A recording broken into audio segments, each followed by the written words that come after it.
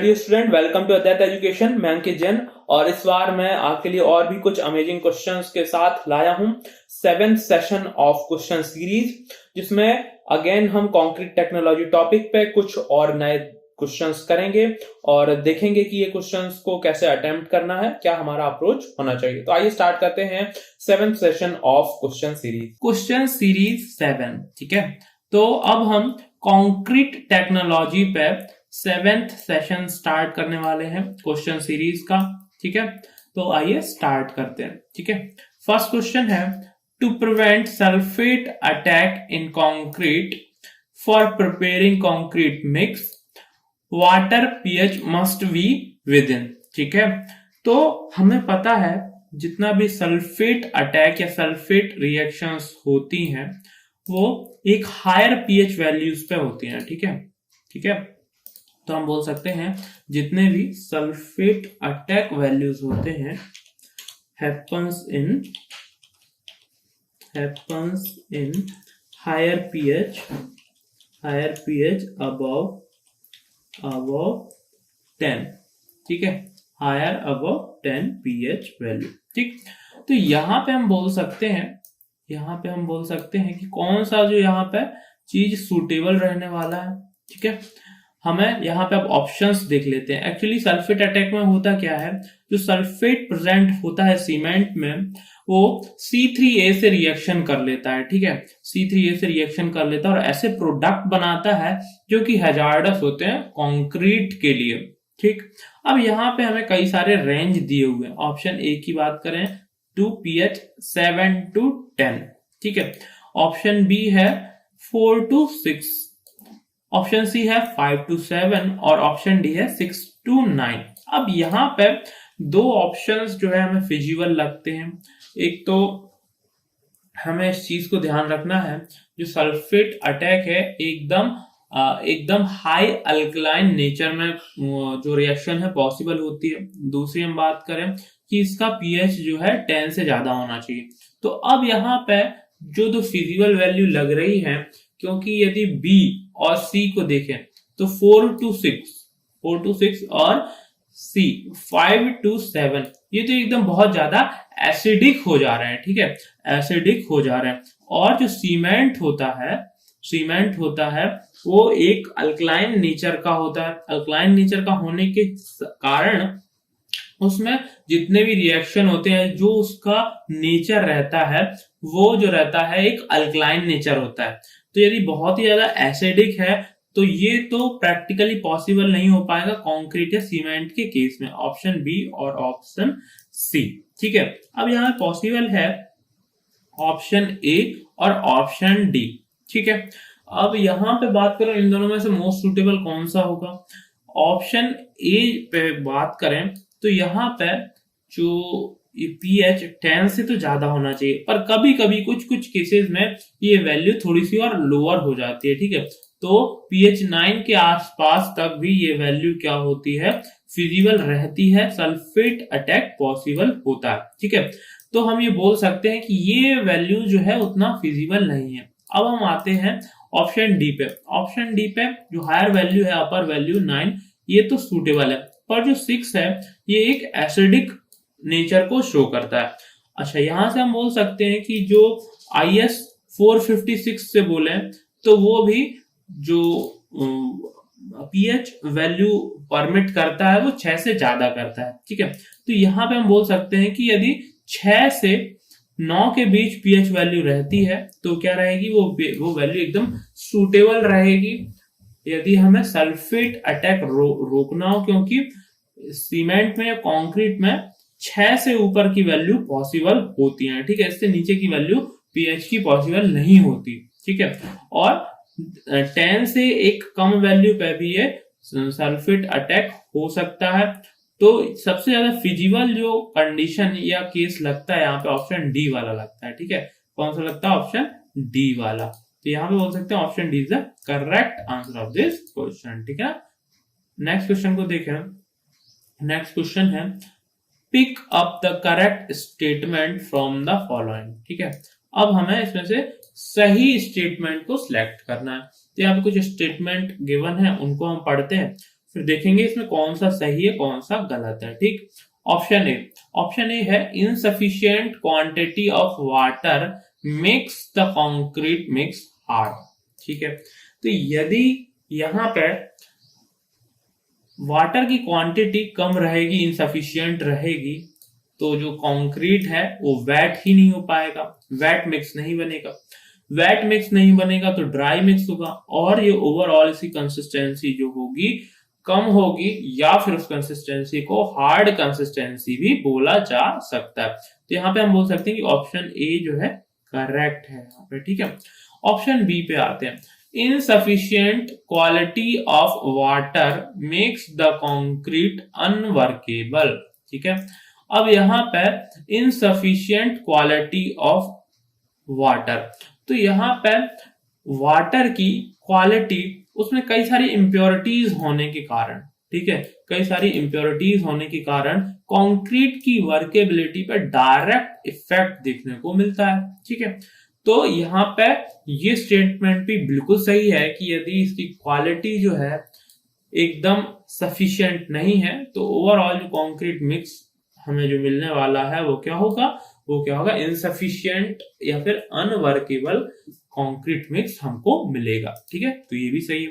Option C पे जाते हैं। Excess quantity of water makes the concrete segregated. ठीक है, जब हम जरूरत से ज्यादा अमाउंट में वाटर कंक्रीट में मिक्स करते हैं और जब उसका वाइब्रेशन किया जाता है, कॉम्पैक्शन किया जाता है, तो जो सीमेंट है वो सीमेंट स्लरी जो उसकी बनती है बहुत ही थिन होती है और वाइब्रेशन करने पर वो क्या हो जाती है, सेपरेट हो जाती है rest of the mass of concrete से। तो यहाँ पे बोल सकते हैं उस केस में सेग्रीगेशन प्रोन होता है। ठीक है, तो ओवरऑल ये जो तीनों ऑप्शंस हैं वो करेक्ट हैं। ठीक है, और option D, all options are correct है, तो यहाँ पे बोल सकते हैं option D is the correct या most suitable answer of this question. ठीक है, तो ऑप्शन डी। नेक्स्ट हम जाते हैं क्वेश्चन सी पे। ठीक है, सी वाटर के बारे में कुछ स्टेटमेंट है उसको पढ़ेंगे।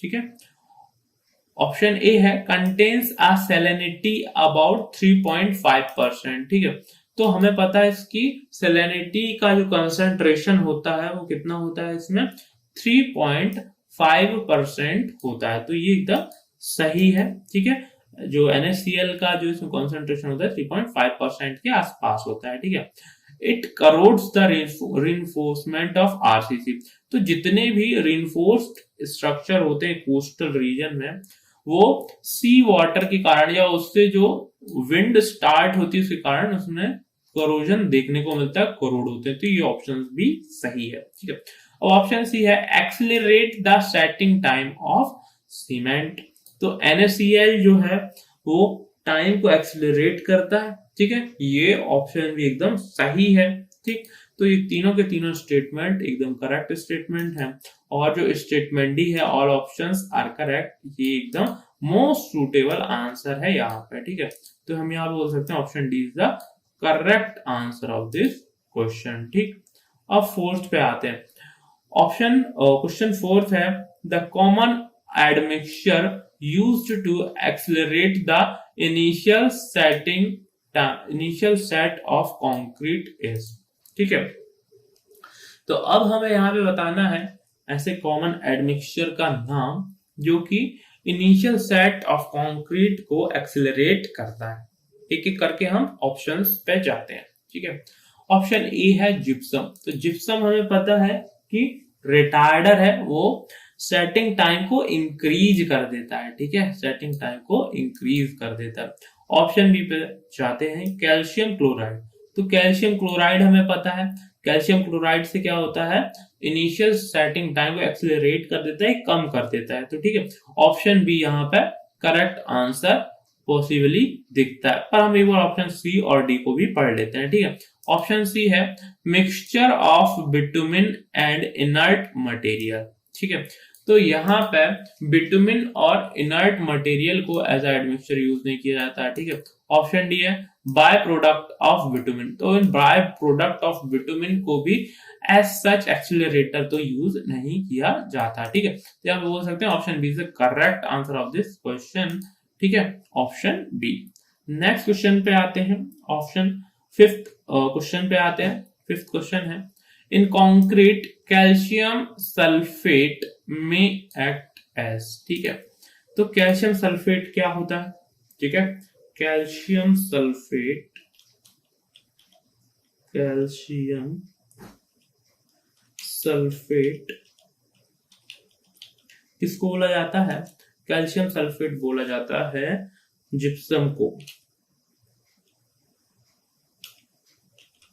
जिप्सम को कैल्शियम सल्फेट बोला जाता है, ठीक है। तो यहाँ पे हम बोल सकते हैं कि जिप्सम एक बहुत ही कॉमन नेम है, ठीक है, और इसका यूज किस लिए किया जाता है, इसका यूज किया जाता है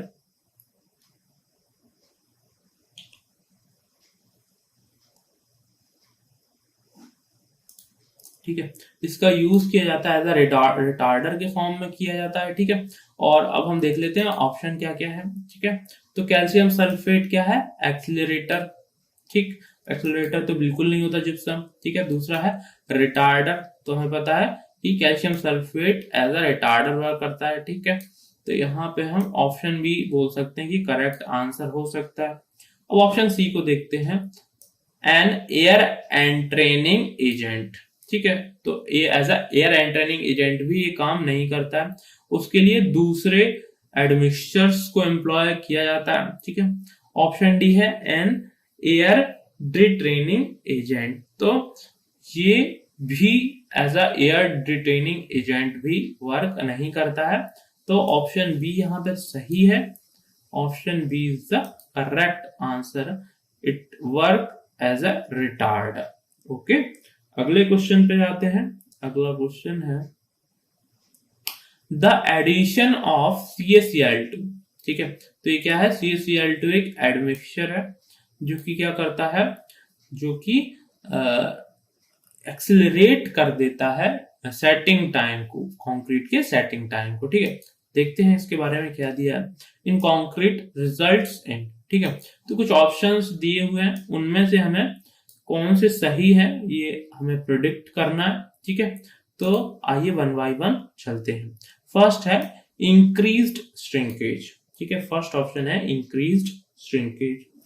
ऑप्शन बी है यहाँ पर decreased setting time, setting time decrease मतलब सेटिंग टाइम को कम कर देना, मतलब एक्सिलरेट कर देना, तो हमें पता है कि यहाँ पे ऑप्शन 2 तो सही है, ठीक है, ऑप्शन 2 जो है यहाँ पे सही है। अब यहाँ पे थर्ड है डिक्रीज्ड श्रिंकेज, जो है श्रिंकेज को कम कर देता है, तो अभी हम श्रिंकेज के बारे में बात नहीं कर रहे हैं, ठीक है। और फोर्थ है इंक्रीज्ड सेटिंग टाइम, ठीक है, इंक्रीज्ड सेटिंग टाइम, तो सेटिंग टाइम है तो डिक्रीज्ड सेटिंग टाइम ये करेक्ट है हमें पता है। अब हमें एक डिसीजन और लेना है कि ये श्रिंकेज को कम करता है या बढ़ाता है, ठीक है। तो सेटिंग टाइम कम होने के कारण क्या होता है, हाइड्रेशन रिएक्शन जल्दी हो जाती है, ठीक है।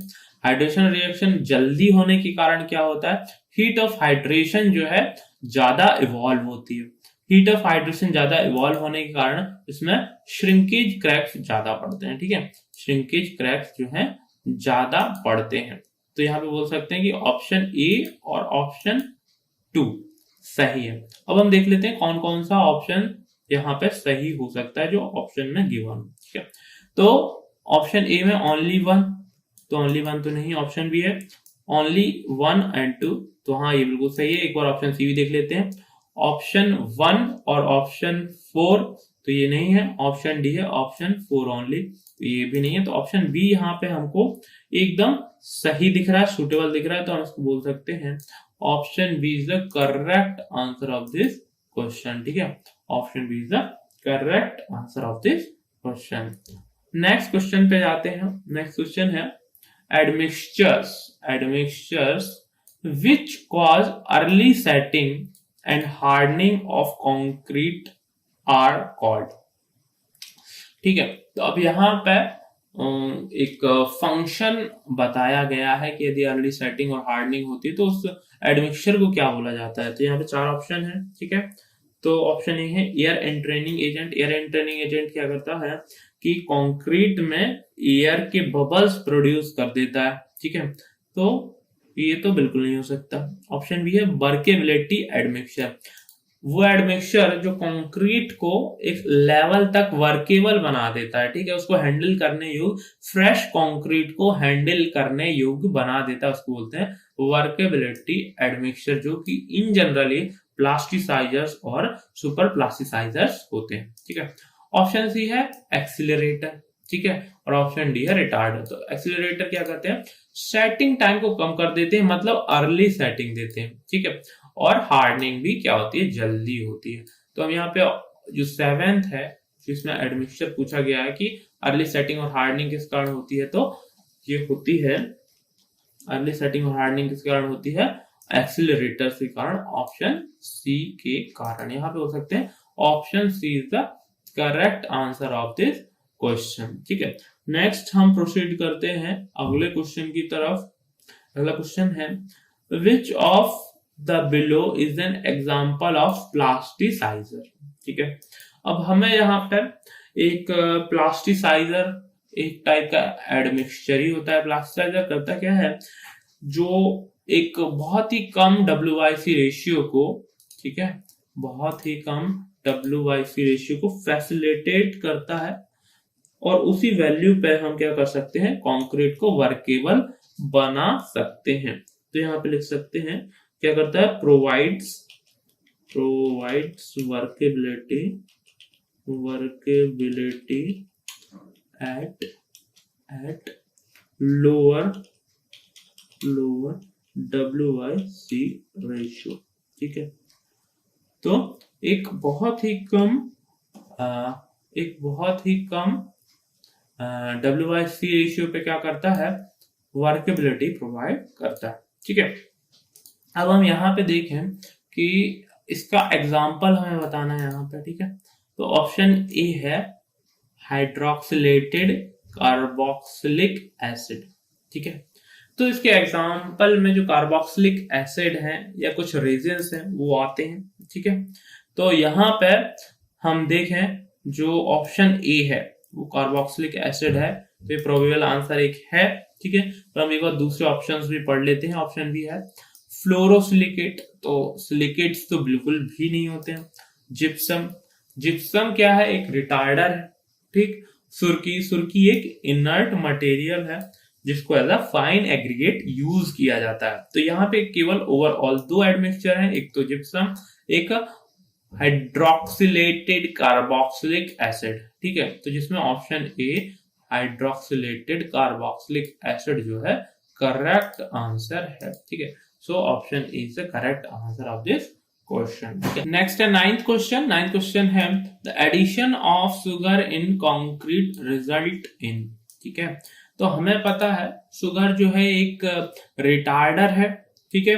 तो यहाँ पे यदि हम इसके सेटिंग टाइम की बात करें, ठीक है, इसके सेटिंग टाइम की बात करें तो क्या होगा, इंक्रीज होगा। तो यहाँ पे ऑप्शन सी और ऑप्शन डी तो डिक्रीज इन सेटिंग टाइम बोल रहे हैं, तो ये होना तो पॉसिबल नहीं होगा, ठीक है। तो यहाँ पे ऑप्शन सी और डी का जो है होने की पॉसिबिलिटी बिल्कुल भी नहीं है। अब हम बात करेंगे ऑप्शन ए और ऑप्शन बी को लेके। ऑप्शन ए है increase in setting time by about 1 hour, ठीक है। ऑप्शन बी है increase in setting time by about 4 hour. तो यहाँ पे 2 ऑप्शन है जिसमें इंक्रीज इन सेटिंग टाइम बताया जा रहा है, और शुगर के केस में पर्टिकुलरली जो हमें इंक्रीज इन सेटिंग टाइम है, ठीक है, इंक्रीज इन सेटिंग टाइम है 1 आवर से डिले होता हुआ दिखता है, ठीक है। तो यहाँ पे जो ऑप्शन ए है, ठीक है, ऑप्शन ए है वो क्या होगा, एकदम करेक्ट आंसर होगा। Option is the correct answer of this question, ठीक है। नेक्स्ट क्वेश्चन पे आते हैं 10th क्वेश्चन में। 10th क्वेश्चन है the entrained air in concrete.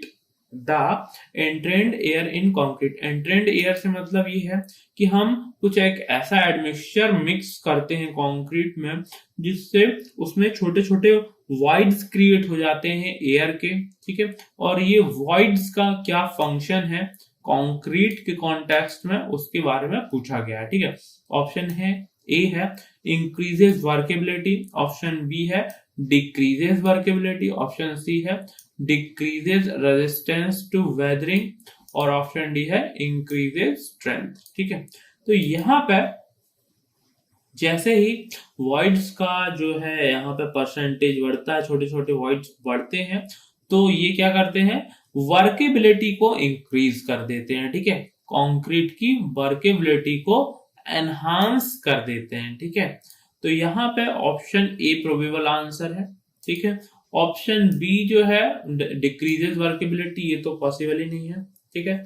Decreases resistance to weathering, ठीक है। और क्योंकि जैसे ही यहाँ पे एक वॉइड्स ऑफ एयर का परसेंटेज बढ़ता है तो वेदर के अगेंस्ट रेजिस्टेंस भी बढ़ने लगता है। क्यों? क्योंकि ये एक इनहेंस्ड इनर्टनेस लेके आते हैं कंक्रीट के अंदर, जिससे वो एक इनर्ट मटेरियल के जैसे ज्यादा बिहेव करता है और उससे वेदर से रेजिस्टेंस जो है बढ़ जाता है, ठीक है। अच्छा, यदि वॉइड्स ज्यादा इंक्रीज होते हैं तो कंक्रीट की स्ट्रेंथ कम होने लगती है, तो ऑप्शन डी पॉसिबल नहीं है। तो यहाँ पे मोस्ट सुटेबल आंसर है ऑप्शन ए, ठीक है। Option A is the most suitable answer of this question, ठीक है। और एट लास्ट मैं बोलूंगा कि आज के सेशन में इतना ही रखते हैं। आज हमने काफी कंसेप्चुअल क्वेश्चंस यहाँ पे अटेम्प्ट किए और उनको देखा कि किस वे में हमें उनको अटेम्प्ट करना चाहिए, क्या हमारा रीच होना चाहिए नॉलेज का। तो ऐसे ही हम आने वाले टाइम में ऐसी सेशंस लाते रहेंगे। तो stay tune to Advait education. Good luck, bye bye.